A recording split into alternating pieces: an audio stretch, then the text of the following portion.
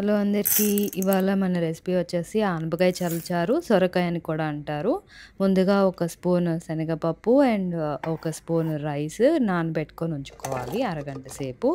అలాగే పచ్చిమిర్చి, అల్లము, మిరియాలు ఇవి బాగా గ్రైండ్ చేసుకోవాలి.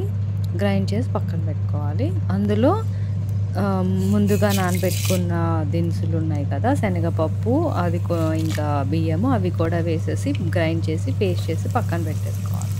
అండ్ తాలింపుకి కావాల్సినవి నార్మల్‌గా జీలకర్ర, ఆవాలు, శనగపప్పు, గార్లిక్, ఎండుమిర్చి, కరివేపాకు వీటితో మనం మంచిగా స్మెల్ వచ్చే వరకు లైట్ బ్రౌన్‌లో ఫ్రై చేసుకొని లాస్ట్‌లో ఇంగువ వేసుకోండి.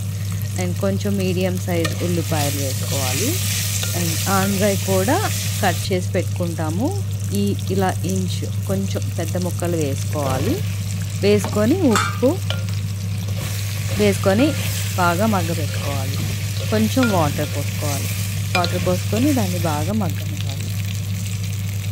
సాల్ట్ వేసేసాం కదా, అండ్ పసుపు అన్నీ వేసేసుకొని కొంచెం కొద్దిగా వాటర్ పోసుకొని దాన్ని మగ్గనివ్వాలి.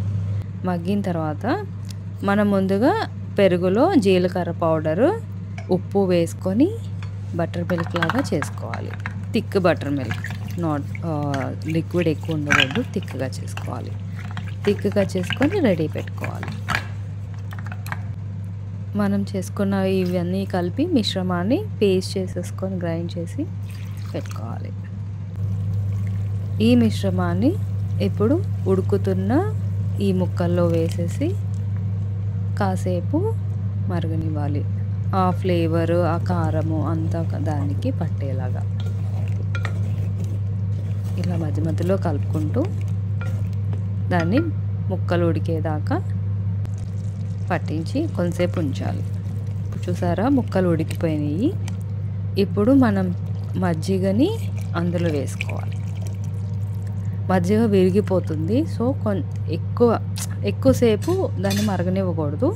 కొంచెం కలుపుకుంటూ ఉండాలి, లేకపోతే ముక్కలు ముక్కలుగా కనిపిస్తుంది పెరుగు. లేదంటే బేకింగ్ సోడా కొంచెం వేసుకోవచ్చు. ఇది సాల్ట్, నేను ఇప్పుడు వేసింది అయితే సాల్ట్. మీరు విరగకుండా మీకు అలా కనిపిస్తుందంటే కొంచెం ఈటింగ్ సోడా వేసుకోవచ్చు, ఒక పించ్. ఇలా వేసేసి కలిపేసుకొని లాస్ట్లో కొత్తిమీరతో గార్నిష్ చేసుకోండి. అంతే. ఇది నార్మల్గా కూడా సూప్ లాగా తాగొచ్చు, లేదంటే వైట్ రైస్లో వేసుకొని తింటే చాలా బాగుంటుంది. For more traditional videos please follow me.